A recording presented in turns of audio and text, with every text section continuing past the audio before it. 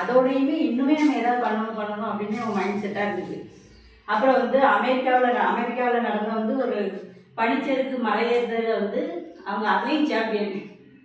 எப்படி எல்லாத்துலேயுமே திறமையாக இருந்திருக்காங்களா, அதுலேயும் சாம்பியன். அப்புறம் வந்து 1972ஆம் ஆண்டு வந்து சாம்பியன் பட்டம் வந்து இது அமெரிக்காவில் பெற்றது. அதுக்கு அடுத்தது வந்து 1996ஆம் ஆண்டில் வந்து சகாரா பாலைவனம் இருக்கலாம்.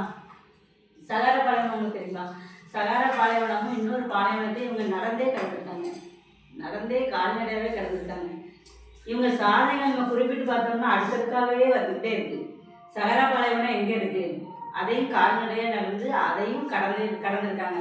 அதோடய இவங்க சாதனைகள் நிற்கல.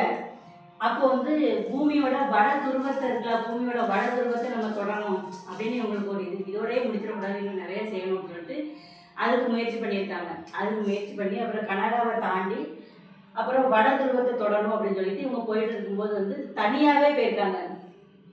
அது வந்து பனி பிரதேசமா, பனியாக பொழியுமா, 5 மாதம் இருட்டு 5 மாதம் பகல், அந்த பிரதேசம் அப்படி இருக்கிற ஒரு பிரதேசம்.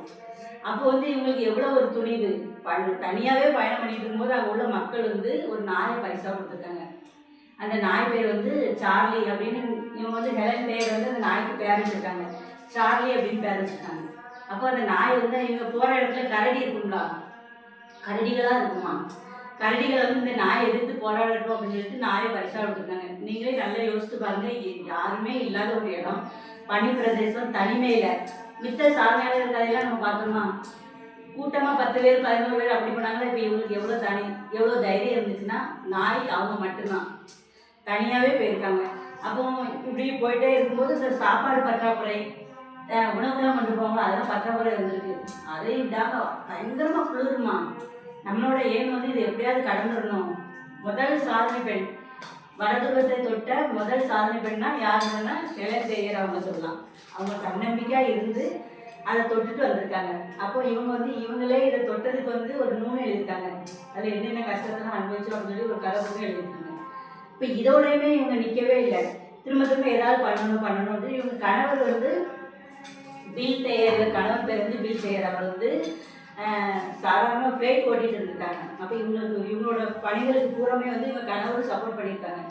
இவங்களுக்கு என்னென்னா குடும்பத்துலேயும் நல்ல சப்போர்ட் கிடைச்சிருக்கு, கல்யாணம் முடிச்ச போடுறதுலேயும் நல்ல சப்போர்ட் பண்ணியிருக்காங்க. நீ இப்படி இருக்கணும், உனக்கு நான் இருக்கேன் அப்படிங்கிற மாதிரி சப்போர்ட் பண்ணியிருக்காங்க. அப்போ வந்து இவங்க கணவன் மனைவி 2 பேருக்குமே புதுசாக ஒரு முயற்சி பண்ணணும் அப்படின்னு சொல்லிட்டு அப்புறம் வந்து இது ஒரு தீவு மாதிரி இருக்குங்களா, விலங்கியலில் இருந்து ஓநாய்கள் மட்டும் இருக்குங்களா, அந்த ஓநாய்கள் மட்டும் இருக்கிறதுல 1.5 வருஷம் கணவன் மனைவி தங்கியிருந்தாங்க. ஓநாய்கள் மட்டும் இருக்கும், இவங்க 2 பேர் மட்டும். அப்போ எவ்வளோ துணிவு இருக்கணும். 1.5 வருஷம் அதை இவங்க புக்காக எழுதியிருக்காங்க. ஓநாய்களோடு இருந்தது வந்து அப்படியே புக்காக எழுதியிருக்காங்க. அப்போது அது ஒரு தைரியம் வேணும்னா வேறு யாருமே கிடையாது.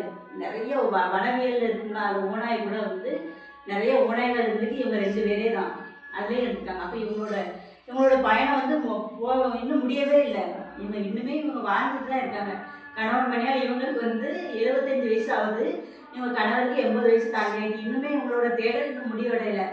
இன்னும் இவங்களுக்கு சுற்றுப்பயணம் வந்து இன்னும் நிறையா சாதிக்கணும் அப்படின்னு சொல்லி வயது கூடினாலும் பரவாயில்ல, என்னோட சாதனைக்கு ஒரு இதுவுமே கிடையாது அப்படின்னு சொல்லிட்டு முயற்சி பண்ணிகிட்டே இருக்காங்க. கணவன் மனைவி 2 பேரும் சேர்ந்து இன்னுமே நிறைய ஊர்களுக்கு பயணம் பண்ணுறது, சாதனை பண்ணுறது அந்த திட்டத்தில் தான் இருக்காங்க.